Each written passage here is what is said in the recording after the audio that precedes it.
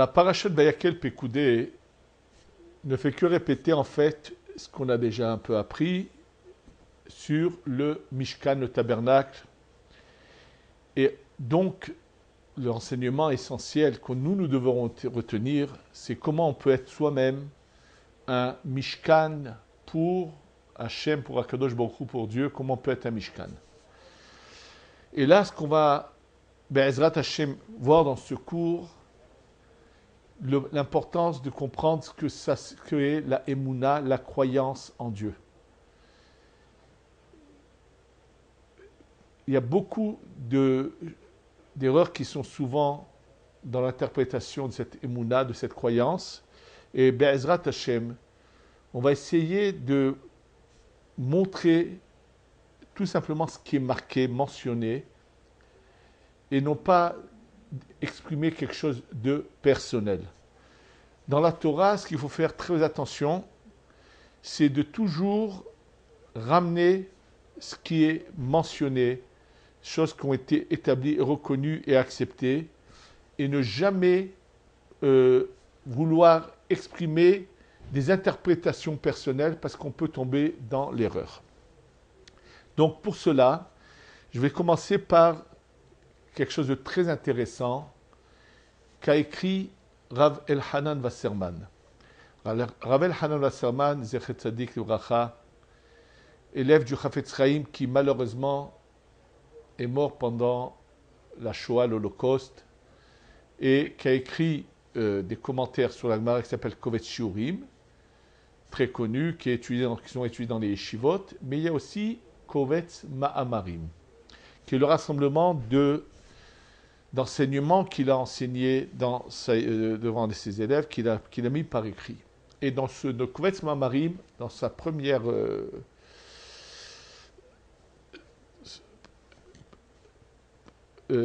drasha qu'il va écrire, il pose la question suivante. Il dit, nous savons que Aristote, ce philosophe connu, était d'une très grande intelligence, et ça, même les Chachamim ont parlé de son intelligence, où on voit qu'il est arrivé très loin dans son intelligence, et pourtant, il n'a pas réussi à arriver à cette croyance qui a le peuple d'Israël, qui est authentique, qui est la vérité, comme on va l'expliquer tout de suite. Il s'est trompé. Donc, Rav Elhanan Wasserman pose la question suivante. Comment la Torah peut-elle imposer à un enfant de 13 ans d'avoir une croyance totale en Hachem, et pourtant cet enfant peut avoir des questions, peut ne pas comprendre certaines choses. Et attention, si il n'a pas cette croyance, il rentre dans ce qu'on appelle la kfira, c'est-à-dire un manque de croyance à Hachem dans certaines choses, il sera puni de manière très grave. Pour toute idolâtrie, il sera puni gravement, alors que pourtant, il n'est qu'un enfant de 13 ans. Et en fait, ce que nous révèle Rav Elhanan Wasserman, et qu'on va d'ailleurs le montrer à travers les textes de la Torah et d'autres Sfarim, qui ramènent exactement la même chose, qu'en fait, cette émouna, cette croyance est en nous. On n'a pas besoin de la prouver, elle est en nous. Et qu'est-ce qu'il faut donc qu'on fasse? Tout simplement, il nous explique, et la chose suivante. On sait que un juge, un dayan, s'il veut juger de manière droite et authentique, la Torah lui interdit de prendre du shohad. C'est-à-dire que si quelqu'un vient lui donner de l'argent, il sera incapable d'ensuite de trancher, de dire la vérité dans son jugement. Incapable. Et sachez que ça a été prouvé déjà dans l'histoire avec un grand rave qui, lui, avait donc tranché un certain problème et malheureusement, un des partis avait réussi à payer d'autres rabbanim donc qui était contre l'avis de celui-là, mais comme c'est celui-là qui était celui qui allait prendre la décision, qu'est-ce qu'ils sont partis conseiller? Arrange-toi à ce que quelqu'un lui glisse dans la poche d'un de ses vêtements de l'argent. C'est ce qu'il a réussi à faire. Et là, ce même Dayan, il voit que tout d'un coup, quand il se penche sur le problème, tout d'un coup, sa vue des choses change. Il se dit, il y a quelque chose qui ne va pas. Et comme il voulait la vérité, il était sincère, on a fait en sorte qu'il découvre qu'on lui avait mis de l'argent dans la poche, et donc tout est rentré dans l'ordre. Donc, quelqu'un qui a reçu du shohad, qui a reçu un pot de vin, est incapable de voir la vérité. Dit Rabbi Elchanan Wasserman, un Ben Israël, un enfant juif, quand il naît, il a en lui cette lumière de Emouna, cette croyance est intégrée en lui, c'est une partie de son âme. La seule chose qu'on lui demande, c'est qu'est-ce qui peut le détourner de cela? C'est tout ce qui peut l'attirer dans les plaisirs et les vices de ce monde, et que seulement s'il se laisse attirer par cela, sa clairvoyance ne sera plus la même. Donc, ce qu'on oblige un enfant de 13 ans à faire, c'est de combattre ce penchant du mal qui veut lui enlever sa clairvoyance et laisser juste cette croyance qui est en lui jaillir de lui. Et donc, comme on va le voir tout de suite, qu'arriver au Emet, à vraiment l'authenticité, être authentique jusqu'au bout, même quand on est un croyant, on peut avoir des points dans lesquels on n'est pas encore arrivé totalement au Emet, à cette authenticité. C'est ça ce qu'on va voir, et ce que a dit Rabbi Elchanan Wasserman. Je voudrais pour cela vous citer quelque chose de très beau du Béné Yissachar. En ce qui concerne le Emet, qu'on va tout de suite se développer après, je vous ramènerai les paroles de Pinchas Mekoritz, mais on va d'abord commencer par ce qu'a dit le Béné Yissachar. Le Béné Yissachar, dans la paracha dans Bereshit, dans le Sefer de Bereshit, chapitre 15, il est dit comme ça. Ahar advarim ha'ele, après ces paroles-là, ces choses-là. Quelles paroles? On ne sait pas. Haya devar Adonai el Avram b'machazeh lemor. La parole de Dieu était à Avram dans une vision pour lui dire Altira Avram, ne crains rien Avram. Anochi magen lach, moi je suis ton protecteur. Secharcha arbe meod, ta récompense est énorme. Vayomer Avram, donc Avram maintenant répond à Dieu après ces paroles de Dieu, Adonai Elohim. Donc, parle à Dieu en utilisant les deux termes qui représentent Dieu. Matitelli, qu'est-ce que tu vas me donner? Ve'anochi olech ariri, je n'ai pas d'enfant. Ou ben meshek beti, celui qui s'occupe de toute ma maison. Ou d'amesek Eliezer, c'est donc mon serviteur Eliezer qui lui finalement, mon enseignement c'est lui qui le diffuse. C'est-à-dire que là Abraham fait une allusion que bon, j'ai pas d'enfant mais j'ai Eliezer. Vayomer Abraham, Abraham continue à dire, En li tatazera, tu ne m'as pas donné de descendance. Vine ben beti yoreshoti, et donc qui c'est qui va me mériter? C'est ce serviteur Eliezer. Pourtant, comme on va le voir tout de suite, les questions que va poser le Béné Yissachar, à maintes reprises, Dieu a promis à Abraham de lui donner à sa descendance la terre d'Eretz Israël. Et là, Abraham n'en fait pas cas apparemment de toutes ces paroles, ces promesses de Dieu d'avant. Il lui dit, tu ne m'as pas donné de descendants, et donc, c'est cet enfant de ma maison, donc Eliezer, mon serviteur, qui va mériter. Et alors là, Dieu lui répond, Vine dvar Adonai elav lemor.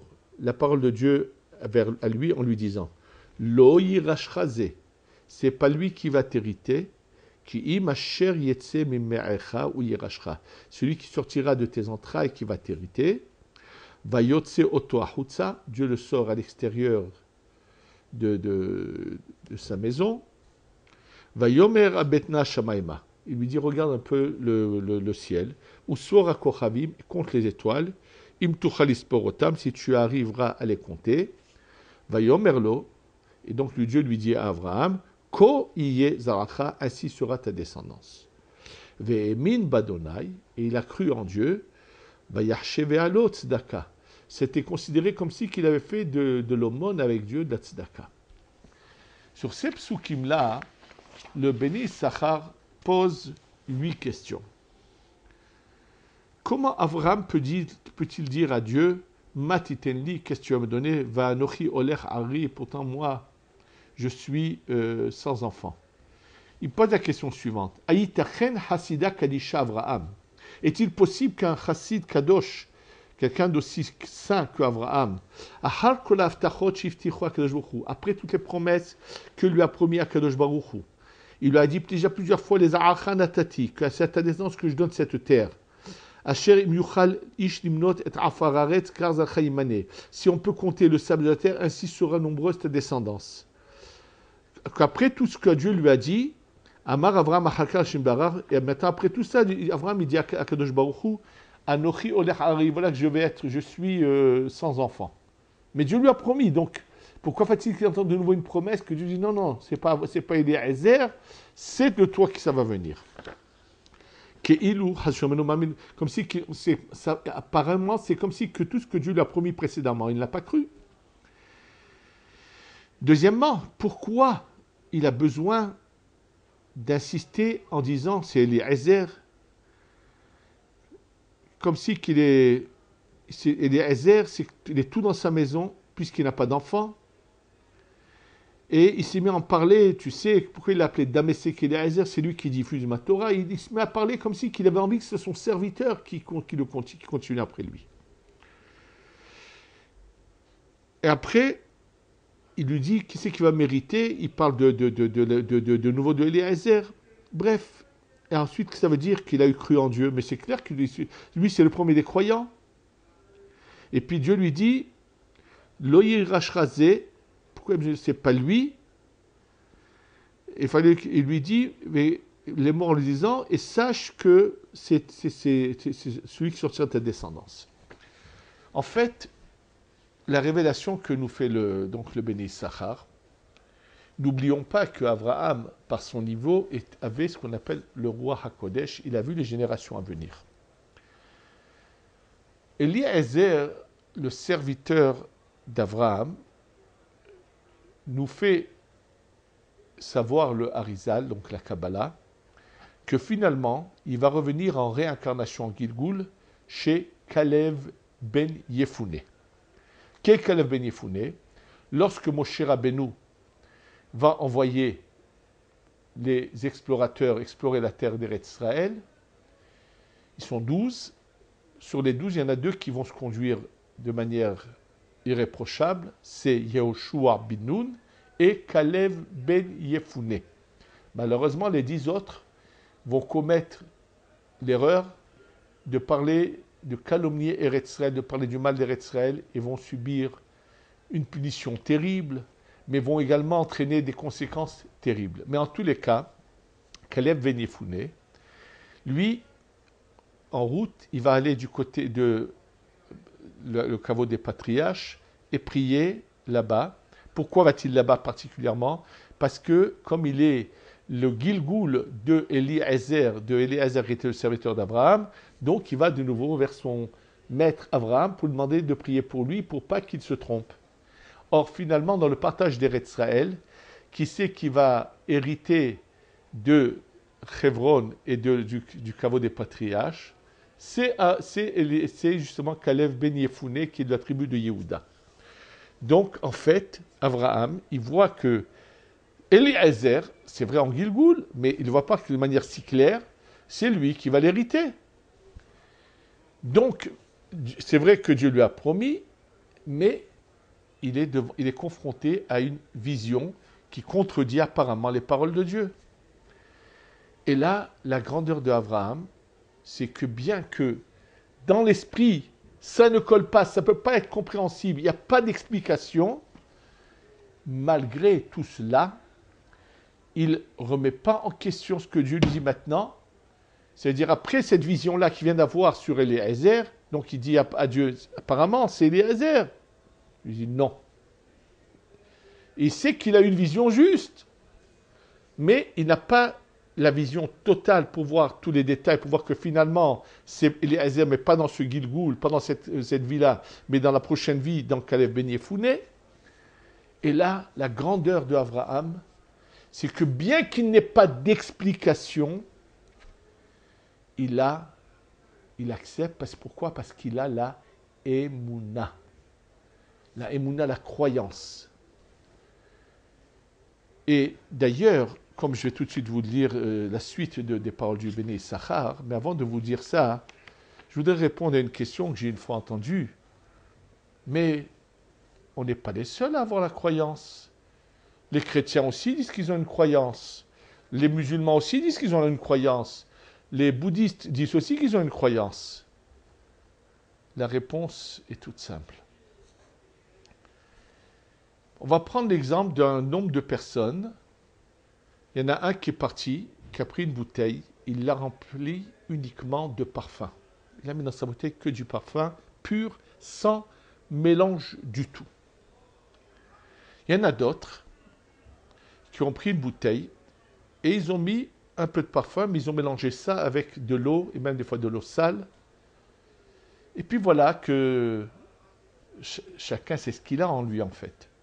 Celui qui a la bouteille de parfum, il ne va pas chercher à convaincre qui que ce soit que sa bouteille c'est du vrai parfum.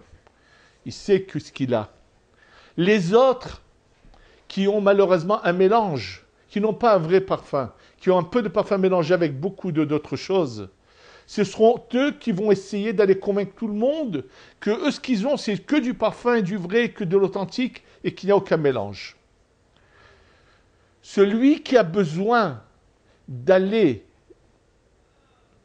convaincre tout le monde, faire du missionnarisme, c'est parce qu'il est dans le mensonge et pour se fermer les yeux, pour prouver qu'il est dans la vérité, il va chercher à faire ce missionnarisme. Celui qui sait qu'il possède la vérité n'a pas ce problème. Et je vais expliquer cet exemple dans la réalité. Comme je l'ai mentionné je ne sais pas combien de fois dans les derniers cours, notre histoire ne commence pas avec Bereshit, mais dans ce qu'on appelle le monde du Tohu. Et je rappelle, dans le monde du Tohu, par exemple, Moshe Rabbeinu Moïse est côte à côte avec Bil'am. Ils sont dans la même sphère qu'on appelle le Da'at. Ils sont côte à côte. La différence est que Moshe a choisi dans le monde du Tohu le chemin de la vérité et que Bil'am a déjà choisi le chemin du mensonge. Donc quand finalement Moshe arrive dans ce monde après l'histoire de Bereshit, il vient en possédant en lui cette bouteille de parfum pur d'authenticité, alors que l'autre au départ maintenant va arriver avec une grande dose de mensonge, peu de parfum et une eau pourrie, sale, mélangée à ce parfum. Cette réalité, il faut la comprendre et la savoir. Et c'est ça ce qu'a voulu dire Rabbi Chaim Wershaman. Nous naissons dès le départ avec... Nous avons fait ce choix. Dans ce cas-là, pourquoi ceux qui ont déjà su choisir la vérité, pourquoi donc faut-il qu'ils reviennent de nouveau dans ce monde?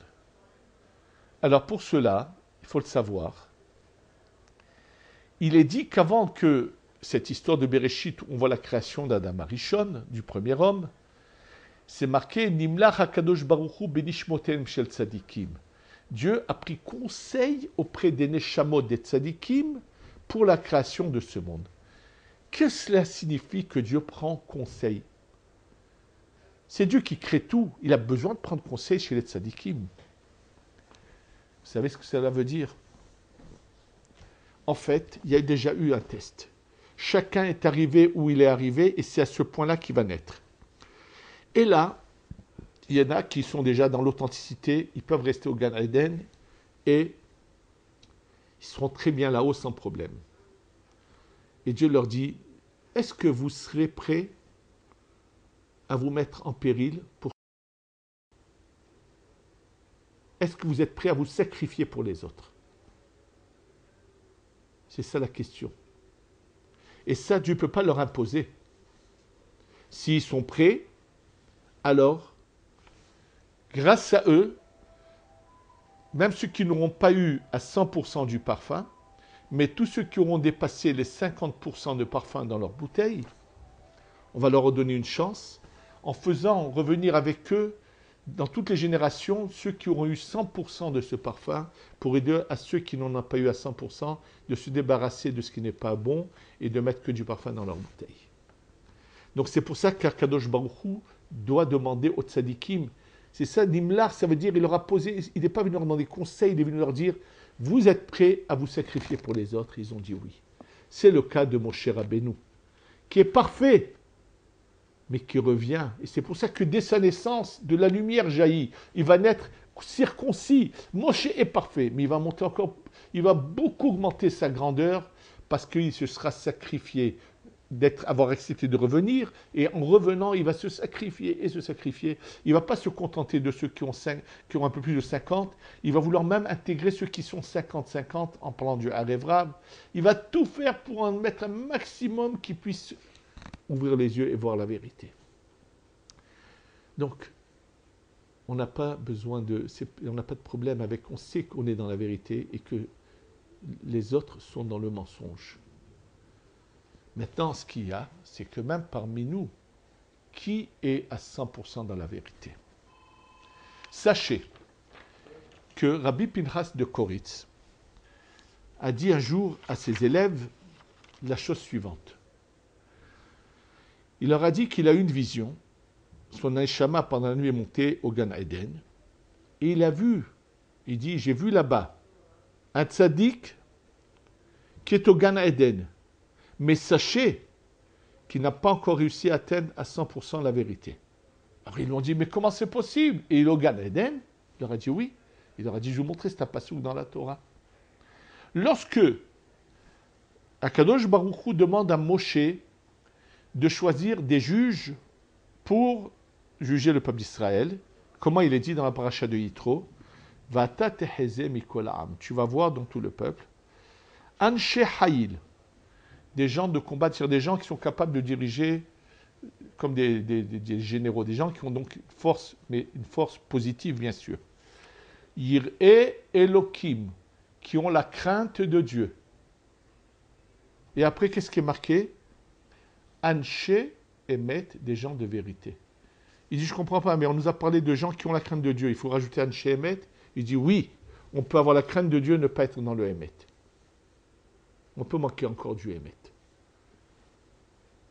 Il y a des gens qui, par exemple, à Pessah, vont vouloir faire toutes les chumrot possibles et imaginables, vont faire souffrir leur famille par leurs chumrot, mais qui toute l'année, pour autant, ne font pas le Kriyat Shema en son temps, et ils ont un calme conscience, puisqu'ils ont fait comme il faut.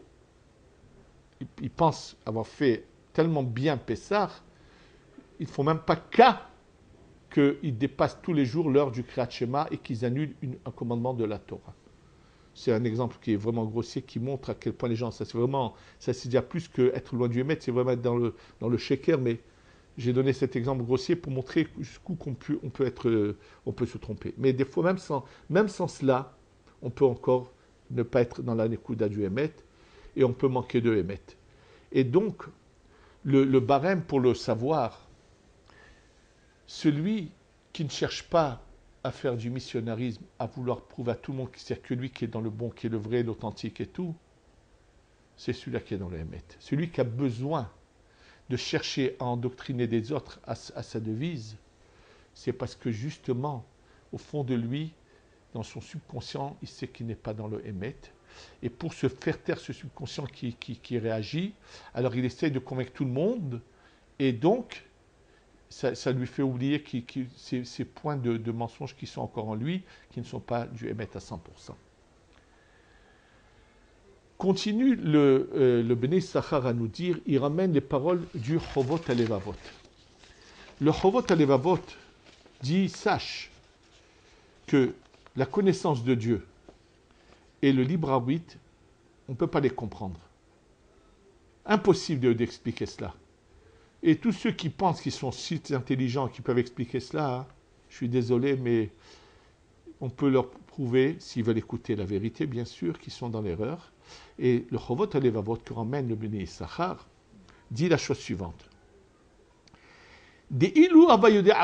Si Dieu avait su, c'est pour notre bien, les Asig Muskalze, de comprendre cette notion-là. Comment est-il possible d'imaginer dans la tête Beyahad ensemble, Yedea ou Bechira, connaissance de Dieu et le libre arbitre. Donc si c'était pour notre bien qu'on puisse comprendre cette contradiction, Bevadai, Ayanoten, Koah, Besechenu, la Dieu n'aurait pu nous donner la force dans notre esprit de comprendre cela. Aval Kivan She'elim Adavar, mais Dieu a fait exprès de nous cacher cette compréhension, cette contradiction qu'on ne pourra jamais comprendre réellement de Yedi'a et Bechira, de connaissance, savoir, la connaissance de Dieu et notre libre arbitre. Inya Hadava El Hemunat HaTorah. Il a laissé la chose à la croyance de la Torah. Vadai Srichim Anachnu Leamin Emunat HaTorah ou Leamin Shu Letovatenu. Donc ce qu'il faut, c'est avoir cette Emuna. Cette Emuna que nous avons reçue de Abraham, on doit l'utiliser à tous les moments. Et tout simplement, c'est tout simple. Tout celui qui pense qu'il va prouver par son esprit, il y aura toujours quelqu'un qui arrivera à détruire ses preuves et à les repousser. Parce que tout ce qui vient de l'intelligence de l'homme est limité et il y aura toujours quelqu'un qui pourra trouver une faille dans l'intelligence de l'homme. Par contre, ce qu'on a reçu, ce cadeau de Dieu que nous a fait hériter Avraham Avinu, ce qu'on appelle la Emouna, la croyance, ça, personne ne peut la déraciner de nous. Et on n'a aucun problème par le fait que notre croyance, notre religion pense qu'ils sont des croyants, qu'ils ont la croyance. Comme je vous l'ai dit, celui qui sait qu'il possède le Hémet, il n'en a rien à faire que ce que les autres peuvent raconter. Et quand on s'attache, on se colle à la Torah, on le ressent. Juste, il y a quelques jours, je suis dans la ville de Jérusalem, je suis sorti, je prends un taxi, et le chauffeur n'était autre qu'un bourricot. Et je le dis bien bourricot, puisque si la Torah a utilisé ce terme pour parler de Amadom el Hamor, moi Abraham Ishmaël est considéré comme des Hamorim, comme des bourricots, il a commencé à vouloir me convaincre que dans le Coran, il y a tout. Que même que j'ai la Torah, mais il faut que si je lis pas le Coran, je ne saurais rien du tout. Je n'ai même pas cherché à répondre à quoi ça sert. Je ne discute pas avec un bourricot. Et sachez que celui qui veut savoir la vérité, bien sûr qu'on est prêt à ouvrir nos portes et à la lui montrer. Mais que se passe-t-il quand quelqu'un vient pour se convertir? On le met en garde, on ne cherche pas.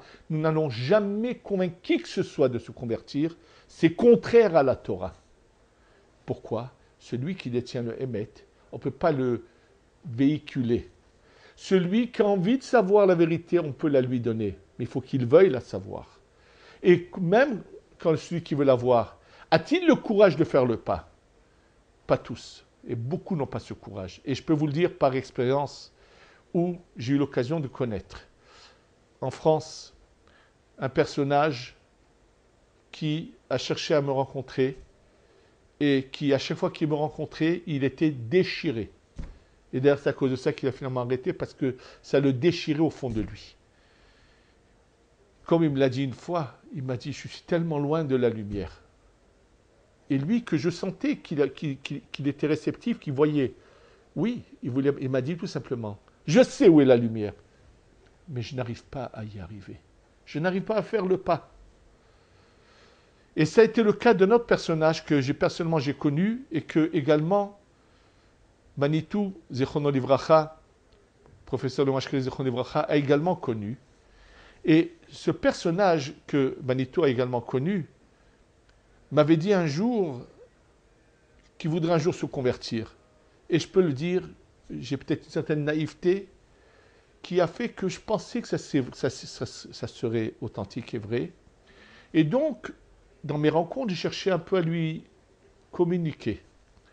Finalement, j'ai été un peu déçu, et je peux dire que c'est en l'honneur de Manitou Zichrono Livracha.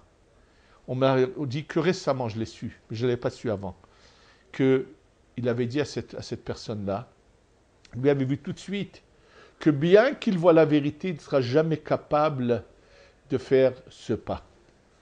Mais il lui a dit, au moins, où tu es, fais toujours du bien avec le peuple d'Israël. Et il lui a donné certaines choses à faire, parce que lui a eu la clairvoyance de voir que, bien qu'il voit la vérité, il n'aura jamais le courage de faire le pas. Et c'est ce que finalement, avec le temps, moi j'ai compris aussi et découvert auprès de cette personne. Et il ne suffit pas il faut voir la vérité, c'est une chose, mais faire le pas et avancer et rentrer, c'est... Maintenant, même qu'on est dans ceux que je considère le peuple d'Israël, qui veut aller jusqu'au bout dans le Hémet, comme l'a dit le Rabbi Pinchas Mekoritz, c'est pas évident. Je reviens à ce qu'a dit Rav Elchanan Wasserman, et pour cela, je vais raconter une histoire authentique que j'ai une fois l'occasion de rencontrer dans certains de mes cours, d'un jeune homme qui avait eu l'occasion de suivre la Torah dans la yeshiva, et puis un jour, il a tout lâché, il est parti. Des années plus tard, il rencontre celui qui était donc le Rosh Yeshiva. Il lui dit, tu sais pourquoi j'ai quitté la yeshiva? Parce que j'avais telle et telle et telle et telle question sur la Torah. Le Rosh Yeshiva lui a dit, sache une chose, si tu avais eu des questions, j'ai des réponses à tes questions. Mais à des réponses, je n'ai pas de réponse. C'est-à-dire, les questions que tu avais, ce ne sont pas des questions pour comprendre, c'est que tu avais envie de te lâcher, comme on dit, de t'éclater, de faire ce que tu as envie, mais tu avais mauvaise conscience, alors tu as créé des questions, tu as posé des questions qui pour apaiser ta conscience et faire ce que tu as envie de faire. Donc en fait, ce ne sont pas des questions, ce sont des réponses à ta conduite qui n'est pas la bonne. À des réponses, il n'y a pas de réponse. Celui qui a envie de savoir la vérité, on peut lui donner la réponse. Et encore tout récemment, quelqu'un qui avait posé une question, et la réponse, je n'ai fait que prendre un texte que j'avais vu dans le Khatam Sofer et le lui transmettre dans quelque chose de ressemblant. Malheureusement, quand les gens ne veulent pas entendre, il n'avait rien à redire, il a juste dit des paroles irrespectueuses, ce qui ne m'ont pas du tout, ça ne me dérange pas, en disant que c'était quelque chose... Bon, bref, il n'a pas voulu entendre la réponse. Il n'y a aucun problème. Le problème, c'est de savoir, est-ce qu'on est prêt à se remettre en question, on est prêt à avancer, et à non pas à penser que ce qu'on fait, c'est toujours le meilleur et le bon. Et pour cela, je vais raconter une histoire qui s'est passée il y a, je ne sais pas combien, très longtemps en arrière. Il y avait une communauté dans laquelle, au moment de le Shabbat, avant Rosh Chodesh, il y a une prière qu'on rajoute dans la prière, on fait la bénédiction du mois qui va venir, et les gens se tournaient dans la synagogue, vers le fond de la synagogue, au lieu d'être tournés vers l'arche où il y a les Sefer Torah. C'était une coutume, et personne ne pouvait expliquer pourquoi y avait-il cette coutume. Et voilà qu'un jour, quand on décide de rénover la synagogue, alors le plâtre qui était sur le mur commençait à tomber, et donc celui qui se met à gratter le plâtre, d'un coup découvre que sur le mur du fond de la synagogue, il y avait un grand marbre sur lequel cette prière était écrite, parce qu'elle ne figurait pas dans les livres de prière de l'époque où cette synagogue avait été créée. Donc, au départ, les gens se tournaient pour lire cette prière sur le marbre. Avec le temps, il y a eu des livres de prière qui sont sortis où cette prière figurait. Et puis quand il y a eu, on a décidé des années en arrière aussi de rénover un peu la synagogue. Donc ils avaient décidé de recouvrir ce marbre et de faire un mur propre avec de la peinture.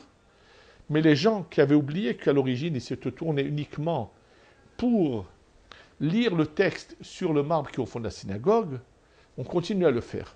Quand finalement maintenant on découvre la vérité, qu'est-ce qu'il reste à faire à ces gens dans cette synagogue?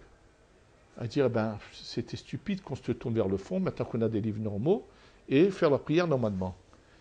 Comment verrait-on quelqu'un de stupide dans cette synagogue qui dira, ah non, nous, c'est notre coutume, mon père et ceux qui étaient avant nous ici, ils se tournaient, on continue à se tourner.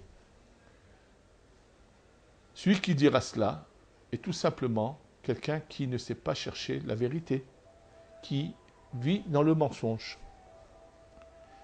Malheureusement, combien on peut être sûr qu'on est à 100% Anshe Emet. On peut être Ireloki mais ne pas être Anshe Emet comme je vous l'ai cité dans le texte. Et ça, c'est un travail énorme. Combien on pense être dans le chemin de la Torah et on est complètement à côté et on fait des choses qui sont contraires à l'esprit et à la volonté de la Torah en pensant qu'on est en train de continuer des soi-disant de choses qu'ont fait certains rabbanim, en pensant soi-disant les imiter, mais souvent on les imite pas, on n'est que leur caricature et non rien de plus. Et ce qu'il faut de nouveau retenir, c'est que la émouna est quelque chose qui est en nous, notre croyance est en nous, qu'on a, et plus que cela, ce que je voulais aussi vous dire, très important.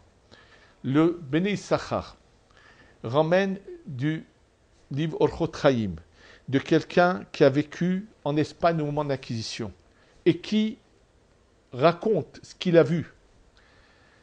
N'oublions pas qu'en Espagne, il y a eu le livre du Rambam Moreh Nevuchim, le guide des égarés, qui a été écrit justement parce qu'il y avait énormément de philosophes, de gens qui voulaient comprendre la émouna, la croyance, par la pensée, la prouver par la pensée. Il témoigne, ce rave que ramène le Bnei Issachar, que ceux qui lorsqu'au moment de l'Inquisition, et qu'ils étaient tous confrontés, ou se plier au christianisme, ou ils montaient sur le bûcher, il témoigne que ceux qui avaient une émouna pshuta, une croyance simple, qui n'était pas prouvée par l'esprit, mais qui avait cette émouna qui était intégrée en eux, eux ont été les premiers à aller se laisser brûler sur le bûcher et n'ont pas baissé la tête, et ne sont pas fait semblant de se convertir, n'ont pas accepté la conversion.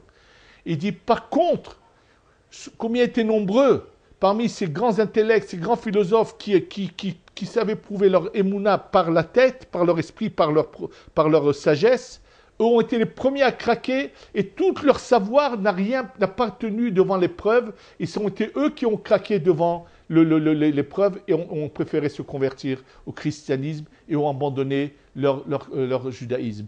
Pourtant, eux, ils l'avaient prouvé, ils avaient toutes sortes d'explications, ils avaient de belles pensées et elles n'ont pas tenu. La Emunah Pshuta était bien plus forte que ceux qui avaient... Pourquoi ? Parce que la Emunah Pshuta, c'est un don de Dieu qui est en nous et c'est une force divine. Alors que ce qui vient de l'esprit de l'homme est quelque chose d'humain. Quelque chose d'humain est faillible et peut ne pas résister à l'épreuve. On doit être un mishkan pour Hachem, c'est de laisser jaillir cette émouna qui est en nous et retirer tout ce shochad de ces points d'honneur où c'est moi le meilleur, c'est moi c'est ce que moi je fais, c'est ce qu'il y a de bon. Les autres ils se trompent. Arrêtez tout cela. Être recherché, se coller à la Torah. Qu'est-ce que la Torah veut de moi? Comment je dois me conduire de manière sincère? C'est vrai, même s'il y avait choisi quelque chose, on vient me dire maintenant, sache une chose.